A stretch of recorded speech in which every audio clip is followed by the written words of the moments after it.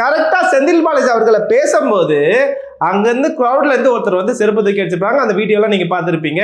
இதெல்லாம் இந்த கேஸை தமிழ்நாடு போலீஸ் டிபார்ட்மெண்ட் ஹேண்டில் பண்ணானா உண்மையிலே யார் தப்பு பண்ணா சொல்லிட்டு யாருக்குமே தெரிய வராம போறதுக்கு சான்ஸ் இருக்கு. அதனால இந்த கேஸை சிபிஐ இன்வெஸ்டிகேஷன் பண்ணாதான்.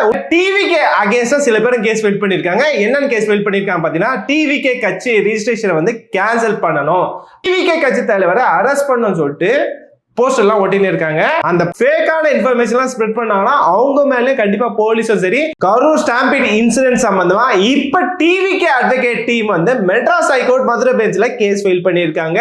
சோ கவர்மெண்ட் அகேன்ஸ்டும் போலீஸ் அகேன்ஸ்டும் கேஸ் ஃபைல் பண்ணிருக்காங்க. முக்கியமான 3 பிரேயரோட கேஸ் ஃபைல் பண்ணிருக்காங்க. 3 கோரிக்கை வச்சு கேஸ் ஃபைல் பண்ணிருக்காங்க.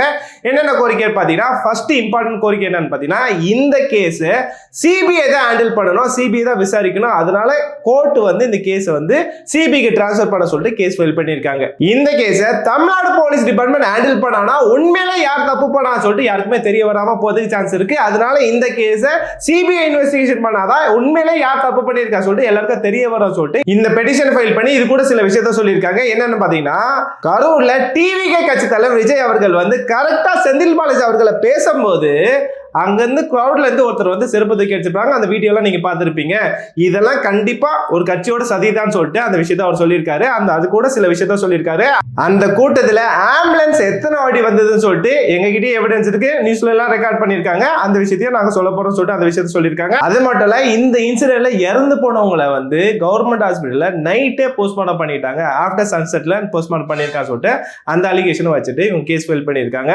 சோ மெயினான 3 கோரிக்கை கேட்டுட்டு மெட்ராஸ் ஹைகோர்ட் மதுரை பெஞ்ச்ல கேஸ் ஃபைல் பண்ணிருக்கா சொல்லிட்டு அவங்க தரப்புல சொல்லியிருக்காங்க. இவங்களோட பெட்டிஷன்ல செகண்ட் முக்கியமான பிரேயர் கோரிக்கை என்னன்னு பாத்தீங்கன்னா, அந்த சம்பவத்துல சுத்தி இருந்த எல்லா சிசிடிவி கேமரா ஃபுட்டேஜை வந்து பிரிசர்வ் பண்ணிட்டு அந்த டேட்டாஸ் எல்லாமே அந்த எவிடன்ஸ் எல்லாமே கோர்ட்ல வந்து தாக்கல் பண்ண சொல்லியிருக்காங்க.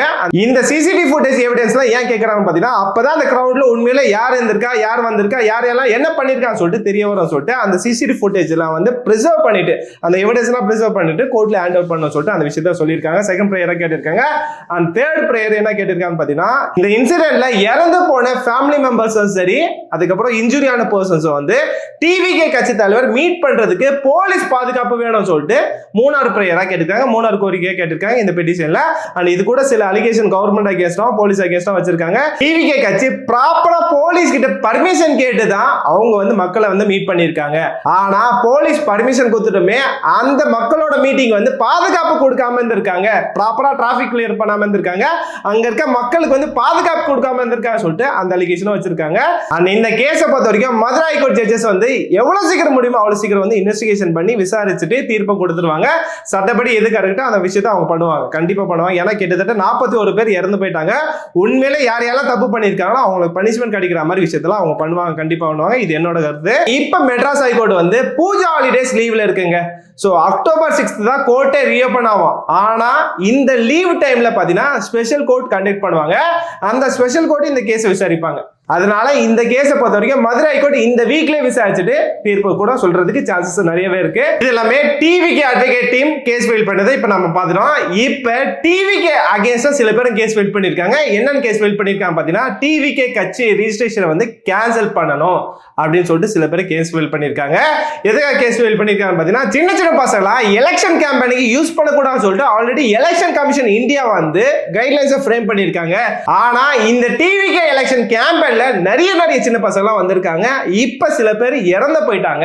அதனால இந்த டிவிகே கட்சி வந்து எலெக்ஷன் கமிஷனோட கைட்லைன்ஸை ஃபாலோ பண்ணல. அதனால இவங்களோட ரெஜிஸ்ட்ரேஷன் வந்து கேன்சல் பண்ண சொல்லிட்டு கேஸ் ஃபைல் பண்ணிருக்காங்க. அண்ட் அது மட்டும் இல்லைங்க, கரூர்ல இறந்து போன ஃபேமிலி மெம்பர்ஸுக்கு 1 கோடி ரூபாய் மினிமமா 1 கோடி ரூபாய் வந்து காம்பன்சேஷன் கொடுக்கணும்னு சொல்லிட்டு அந்த விஷயத்தை அவர் சொல்லியிருக்காரு. இப்ப இந்த இஷ்யூ சம்பந்தமா சில பேர் வந்து டிவிகே கட்சி தலைவரை அரெஸ்ட் பண்ணணும்னு சொல்லிட்டு போஸ்டர் எல்லாம் ஒட்டின்னு இருக்காங்க. அந்த போஸ்டர் ஓட்டுறவங்க எல்லாம் டிஎம்கே தான் சொல்லிட்டு டிவிகே தரப்புல சொல்றாங்க. இது பிரச்சனை நடந்திருக்கு. அந்த விஷயம் நான் போறேன், அதை பாருங்க.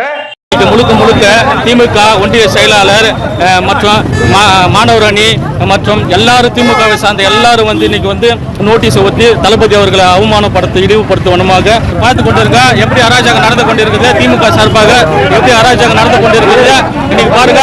அங்கிருந்து ஒருத்தர் வந்து எங்க தோழரை அடித்துக் கொண்டிருக்கிறாங்க. வேண்டுமென்றே அராஜகன் பேரில் இன்னைக்கு நடந்து கொண்டிருக்கிறது. தமிழ்நாடு போலீஸும் இந்த கேஸ் சம்பந்தமா இன்னைக்கு நைட்டுக்குள்ள புசி ஆனந்தா அண்ட் அதர் டிவிகே மெம்பர்ஸும் கண்டிப்பா நாங்க அரெஸ்ட் பண்ணிடுவோம் சொல்லியிருக்காங்க. இந்த கேஸ் சம்பந்தமா போலீஸ் புசி ஆனந்த் மேலேயும் அண்ட் டிவிகே மெம்பர்ஸ் மேலே எந்தெந்த செக்ஷன்ல கேஸ் ரெஜிஸ்டர் பண்ணிருக்காங்க பாத்தீங்கன்னா, புதுசா வந்து criminal section 105, 110, 125, 223 and section 3 of Tamil Nadu public property act படி கேஸ் ரெஜிஸ்டர் பண்ணிருக்காங்க. இந்த கேஸ்ல முக்கியமான செக்ஷன் வந்து செக்ஷன் 105 தாங்க, punishment for culpable homicide not amounting to murder. So இதுக்கு மினிமம் பனிஷ்மெண்ட் 5 வருஷம் வரைக்கும் ஜெயில் தண்டனை இருக்கு, மேக்ஸிமம் பாத்தீங்கன்னா 10 இயர்ஸ் வரைக்கும் இம்ப்ரிசன்மென்ட் இருக்கு அண்ட் ஃபைன் அமௌண்ட் இருக்கு. இந்த செக்ஷன் படி கேஸ் ரெஜிஸ்டர் பண்ண பர்சன்லாம் கோர்ட்ல இந்த கேஸ் ப்ரூவ் ஆயிடுச்சுனா அவங்களுக்கு மினிமம் தண்டனையே 5 வருஷம் வரைக்கும் ஜெயில் தண்டனை இருக்கு அண்ட் மேக்ஸிமம் பாத்தீங்கன்னா கோர்ட் வந்து 10 வருஷம் வரைக்கும் ஜெயில் தண்டனை கொடுக்கலாம் அண்ட் ஃபைன் அமௌண்ட் கொடுக்கலாம் சொல்லிட்டு நம்மளோட சட்டத்துல சொல்லியிருக்கு. சோ இதை நீங்க தெரிஞ்சுக்கோங்க. இந்த இஷ்யூ சம்பந்தமா சோஷியல் மீடியால நிறைய பேர் அவங்களோட கருத்து எல்லாமே பதிவு பண்ணிட்டு வந்துன்னு இருக்காங்க. இந்த டைம்ல யாராச்சும் இன்டென்ஷனலா ஃபேக்கான இன்ஃபர்மேஷன்லாம் ஸ்ப்ரெட் பண்ணாங்கன்னா அவங்க மேலே கண்டிப்பா போலீஸும் சரி இந்த கேஸை சிபிஐக்கு ட்ரான்ஸ்ஃபர் பண்ணாலுமே சிபிஐ கூட பாத்தீங்கன்னா இந்த மாதிரி ஃபேக்கான இன்ஃபர்மேஷன் போடுற மேலாம் கேஸ் ரெஜிஸ்டர் பண்ணுவாங்க. Already dragon powder movie heroine வந்து அவங்க சொல்லாத விஷயத்த சொன்ன மாதிரி ட்விட்டர்ல யாரோ போட்டிருக்காங்க, அது எக்ஸ் தளத்துல போட்டிருக்காங்க, அது மில்லியன் கணக்கான பீப்புள் பார்த்திருக்காங்க. இந்த மாதிரி கரூர்ல வந்து அவங்களுக்கு தெரிஞ்ச ஃபேமிலி வந்து இறந்து போயிட்டாங்களாம், விஜய் வந்து செல்ஃபிஷா வந்து பண்ணியிருக்காருன்னு சொல்லிட்டு அந்த விஷயத்த சொல்லியிருக்காங்க. அது வந்து அவங்க சொல்லவே இல்லை, ஆனா சொன்ன மாதிரி ஃபேக் அக்கௌண்ட் கிரியேட் பண்ணி அவங்க விஷயத்த சொல்லியிருக்காங்க. இப்போ அவங்க கிளாரிஃபை பண்ணியிருக்காங்க. இந்த விஷயம்லாம் எதுவுமே தெரியாம அவங்கள போட்டு சில பேர் திட்டின்னு இருக்காங்க. ஸோ பாக்குற நீங்க எது உண்மை எது பொய்ன்னு சொல்லிட்டு நீங்களே வெரிஃபை பண்ணலாம். அதனால நீங்களே வெரிஃபை பண்ணிக்கோங்க. நம்மளோட ரிக்வஸ்ட் என்னவா இருக்குன்னு பாத்தீங்கன்னா, ஆல்ரெடி இந்த இஷ்யூ சம்பந்தமா 41 பேர் இறந்து போயிட்டாங்க. அவங்க எல்லாருக்குமே நம்ம ரெஸ்பெக்ட் பண்ணோம். இந்த விஷயத்தை வச்சு யாருமே பாலிடிக்ஸ் பண்ணக்கூடாது. இது நம்மளோட ரிக்வஸ்ட் கூட. அவ்வளவுதாங்க இந்த வீடியோ. ஃபர்தரா இந்த இஷ்யூ சம்பந்தமா யாரை கேஸ் ஃபைட் பண்ணாலும் லீகல் அப்டேட்ஸ் தான் நான் உங்களுக்கு அப்டேட் பண்றேன். வேற ஏதாவது டாபிக் பத்தி பேசணும்னு கமெண்ட் சொல்லுங்க. இது மோஸ்டா லைக் வந்து சொசைட்டி நீட் இருக்கு, நான் ப்ரிப்பேர் பண்ணி சொல்றேன். Better citizen better nation. Thank you for watching this video. Have a good day. அடுத்த வீடியோல பார்ப்போம். Bye by.